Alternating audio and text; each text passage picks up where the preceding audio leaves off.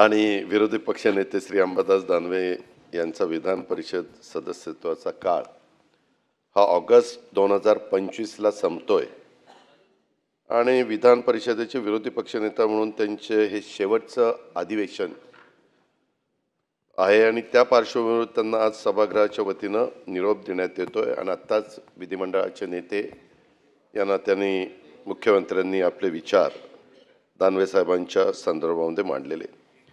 मी माझ्या वतीनं देखील महायुतीच्या सरकारच्या वतीनं देखील त्यांनी सुरुवातीच्या कालावधीमध्ये विधान परिषद सदस्य म्हणून तसेच ऑगस्ट 2022 पासून विरोधी पक्षनेता म्हणून केलेल्या कामगिरीबद्दल समाधान व्यक्त करतो आणि त्यांचं सुरुवातीलाच मी मनापासून अभिनंदन करतो। त्यांच्या या पुढच्या राजकीय सामाजिक कारकिर्दीला देखील मी मनापासून शुभेच्छा देतो। त्यावेळेस त्याचं नाव औरंगाबाद जालना स्थानिक स्वराज्य संस्था मतदारसंघ असं होतं ज्यावेळेस तुम्ही 6 वर्षापूर्वी तिथनं निवडून आला आणि जुलै 2019 मध्ये ते प्रथम विधान परिषदेवर आमदार म्हणून निवडून आले। त्यावेळेस भाजप शिवसेना युतीचे उमेदवार म्हणून त्यांनी ती निवडणूक लढवली आणि मला आठवतंय की निवडून आल्यानंतर त्यांनी देखील मोठ्या मनाने ते श्रेय एकनाथराव शिंदे साहेबांना दिलेलं होतं की त्यांच्यामुळे मी निवडून आलो असं ते उघडपणे बोलत होते, सांगत होते। कारण त्यावेळेस एकच शिवसेना होती, सगळेजण त्याच्यामध्ये काम करत होते। त्याच्यानंतर ऑगस्ट 2022 मध्ये त्यांची महाराष्ट्राच्या विधान परिषदेमध्ये विरोधी पक्षनेता म्हणून निवड झाली आणि त्याच्यानंतर मी पण त्याच काळामध्ये महाराष्ट्राच्या विधानसभेमध्ये विरोधी पक्षनेता होतो आणि ते विधान परिषदेमध्ये होते। त्याच्यामुळे अनेकदा आम्हाला दोघांना एकत्रपणे काही बैठका घ्याव्या लागायच्या, काही विषयावर चर्चा करावी लागायची। अधिवेशन ज्यावेळेस यायचं त्याच्या आधी पण आम्ही एकत्र सगळेजण बसायचो आणि साधारण काय भूमिका आपण अधिवेशनाच्या निमित्तानं मांडली पाहिजे, कुठल्या लोकांचे प्रश्न हे जास्त चांगल्या पद्धतीने सभागृहामध्ये मांडण्याचा प्रयत्न केला पाहिजे अशा पद्धतीनं अतिशय खुलेपणाने चर्चा आम्ही करायचो। प्रेसच्या समोर जायचो, तिथं पण त्या बाबतीमध्ये चर्चा करायचो आणि आत्तापर्यंत मी बघितलंय की माझ्या राजकीय कारकिर्दीत तसं बघितलं तर एकंदरीत काम करत असताना अध्यक्ष महोदय प्रत्येकाला थोडी बहुत साथ मिळावीला लागते, नशिबाची म्हणा किंवा लक फॅक्टर म्हणा। आणि दानवे साहेबांनी तसं बघितलं तर नशिबवान व्यक्ती हे दानवे साहेब त्याच्यामध्ये राहिलेली आहे। कारण तिथल्या महानगरपालिकेच्या नगरसेवक पदावरून आपण सरळ झेप घेतली ती या महाराष्ट्राच्या सर्वोच्च सभागृहामध्ये। कारण ह्या सभागृहाला एक वेगळं महत्त्व आहे, एक वेगळा मान आहे, एक वेगळा सन्मान आहे आणि त्याच्यामुळं त्यांनी तिथं महानगरपालिकेमध्ये नगरसेवक होत असताना विधान परिषदेवर ते निवडून आले आणि इथं आल्यानंतर त्यांना तशा प्रकारची संधी 19ला मिळाली आणि 22ला ते 3 वर्षातच एका महत्त्वाच्या पदावर, ज्या पदावर अनेक सन्माननीय नेते विरोधी पक्षनेते म्हणून झालेले ह्या सभागृहांनी पाहिलेलं आहे। गडकरी साहेब असतील, त्याच्यामध्ये अनेक मान्यवरांची, विनोद तावडे साहेब असतील, खूप जणांची नावं घेता येतील की त्यांनी हे वरचं सभागृह मला वाटतं त्याच्यामध्ये माननीय पवारसाहेब पण विधान परिषदेचे विरोधी पक्ष नेते त्या बाबतीमध्ये होते। अनेकांची नावं अध्यक्ष महोदय त्या ठिकाणी घेता येतील आणि अक्षरशः त्यांनी प्रवेश केल्यानंतर 3 वर्षाच्या कालावधीतच ते ह्या सभागृहाचं जसं विधिमंडळाचं नेतेपद प्रमुख आहे तसं समोरच्या बाजूला विरोधी पक्ष नेते पद देखील तितकंच महत्त्वाचं असतं आणि तिथं ते विराजमान झाले। राजकीय कारकिर्दीत देखील अशी महत्त्वाची पदं फार कमी लोकांना एवढ्या कमी कालावधीमध्ये मिळतात। म्हणून मी सुरुवातीला म्हणलं की ह्या बाबतीमध्ये दानवे साहेब हे नशीबवान आहेत आणि त्या दृष्टीने खरोखरीच दानवे साहेब आपण नशीबवान ठरला। अर्थात यामध्ये फक्त काही तुम्ही नशीबवान होता म्हणून हे मिळालं अशातला भाग नाही, त्याच्यामध्ये आपल्या कर्तृत्वाचा वाटा देखील तेवढाच बरोबरीचा आहे। या आधीच्या कालावधीत देखील आपण अनेक आंदोलनं केली, त्याचा उल्लेख मगाशी विधिमंडळाचे प्रमुख या नात्याने मुख्यमंत्री देवेंद्र फडणवीस साहेबांनी केला. तुम्ही आंदोलनं केली, त्याद्वारे अनेक प्रश्नांना तुम्ही वाचा देखील फोडलेली आहे आणि याची दखल सर्वांना घ्यावी लागली आणि त्याच्यातनं काही प्रश्न देखील सोडवण्याच्या करता तुम्ही यशस्वी झाला. संसदीय लोकशाही व्यवस्थेत राज्याच्या विधिमंडळाला सर्वाधिक महत्त्व आहे हे आपण नेहमीच पाहतो, परंतु त्यातही विधान परिषदेचं स्थान हे वरिष्ठ आहे आणि समाजाच्या विविध क्षेत्रातील मान्यवर या सभागृहात प्रतिनिधित्व करत असल्यानं तिथं होणाऱ्या चर्चांना एक विशेष महत्त्व हे आजपर्यंतच्या एकंदरीत कारकिर्दीत अध्यक्ष सभापती महोदय आपण सगळ्यांनी पाहिलेलं आहे. शेती, उद्योग, व्यापार, शिक्षण, आरोग्य, विज्ञान, कला, क्रीडा अशा समाजातील विविध क्षेत्रातल्या मान्यवरांनी गेल्या 100 वर्षात या सभागृहाचं सदस्य म्हणून अतिशय प्रभावीपणे कामगिरी केलेली आहे आणि राज्यातल्या अनेक मान्यवर नेत्यांनी, समाज धुरीणांनी विधान परिषदेमध्ये प्रतिनिधित्व केलेलं आपण जर रेकॉर्ड बघितलं तर सभापती महोदय ते आपल्याला सगळ्यांना पाहायला मिळतं.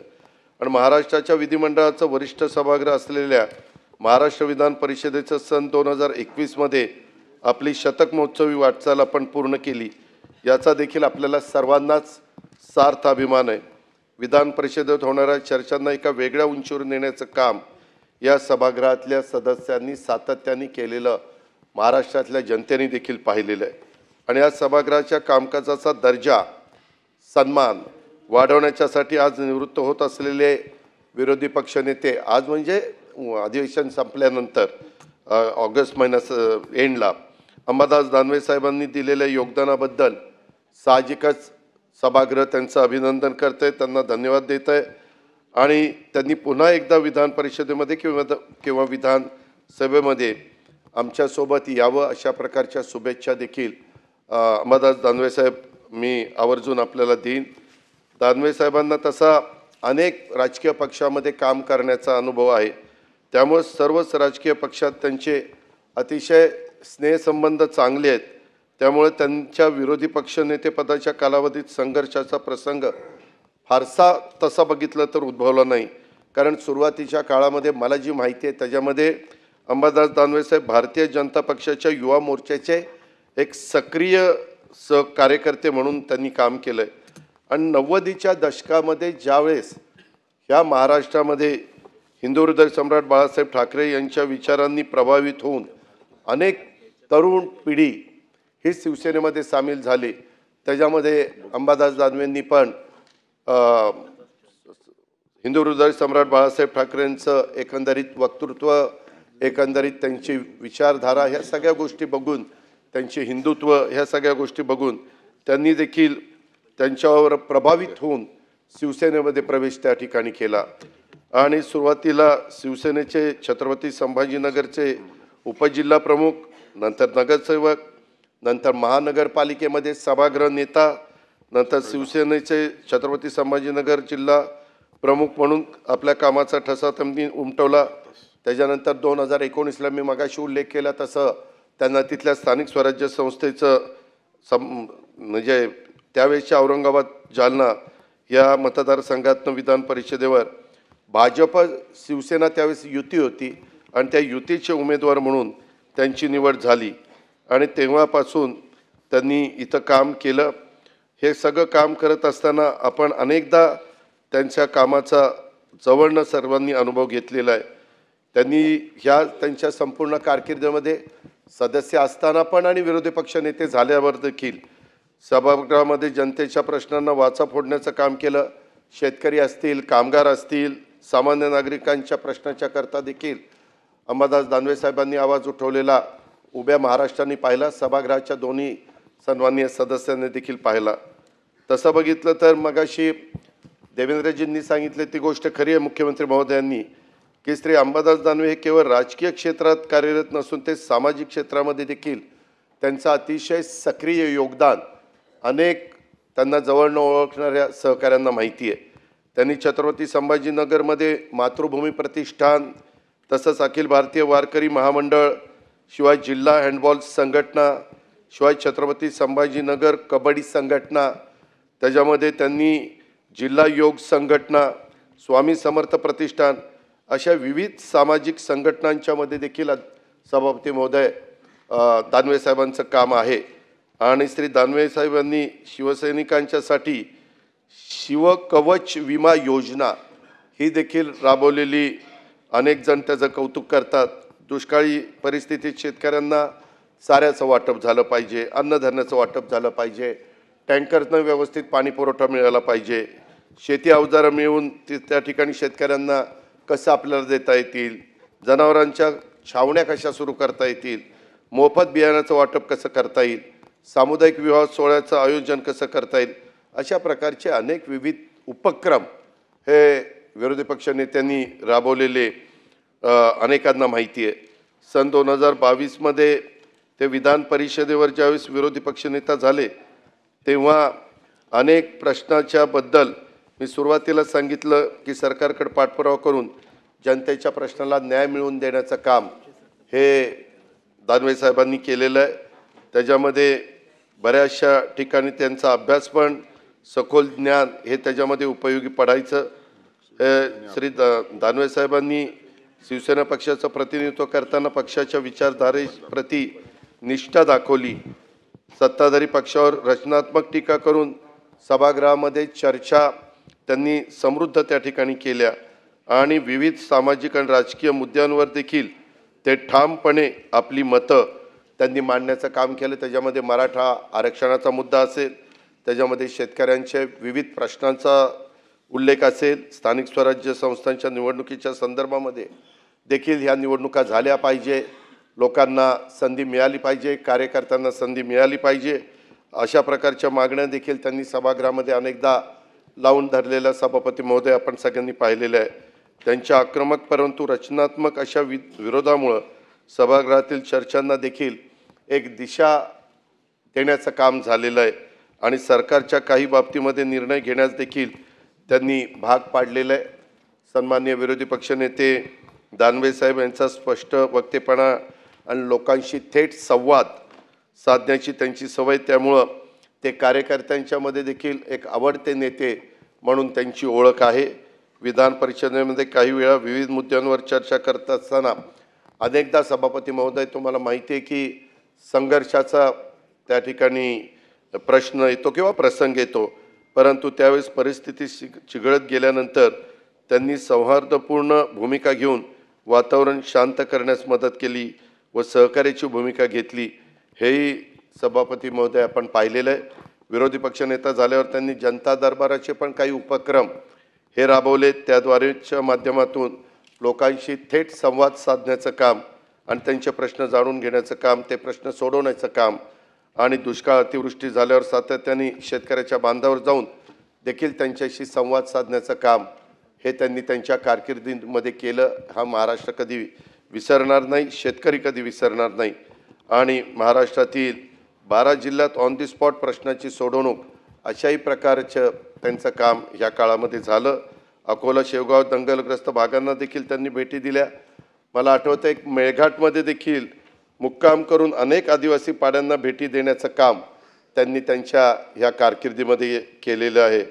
अंगतपुरी शिरूर येथे आदिवासी बांधवांशी पण त्यांनी संवाद साधला। दरडग्रस्त हशिडवाडी आणि तळीये गावांना देखील भेटी दिलेल्या सभापती महोदय आपण बघितल्या। त्यांनी गडचिरोलीमधल्या नक्षलग्रस्त भागांना देखील भेटी देण्याचं काम केलेलं आहे।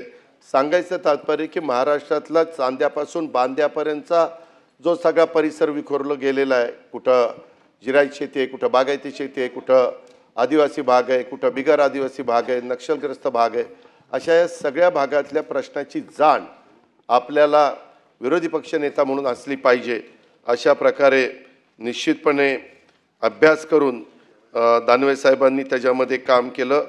आज हा मोठेपणा त्यांनी त्याच्यामध्ये त्यांचा आपल्याला सगळ्यांना बघायला मिळतोय।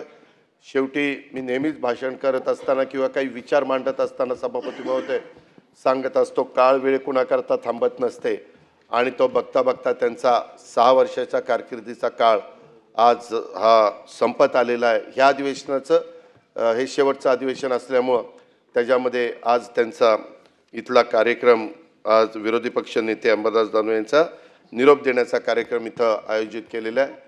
मी पुन्हा एकदा त्यांच्या पुढच्या वाटचालीला दानवेसाहेब मनापासून शुभेच्छा देतो.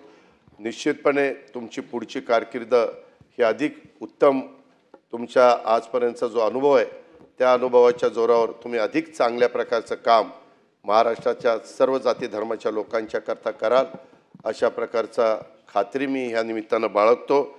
आणि व्यक्तिशः माझ्या वतीनं, माझ्या पक्षाच्या वतीनं, तसंच आमच्या महायुती सरकारच्या वतीनं तुम्हाला पुढच्या वाटचालीच्या करता, राजकीय आणि सामाजिक कारकिर्दीकरता मी मनपूर्वक शुभेच्छा देतो आणि या ठिकाणी थांबतो. धन्यवाद.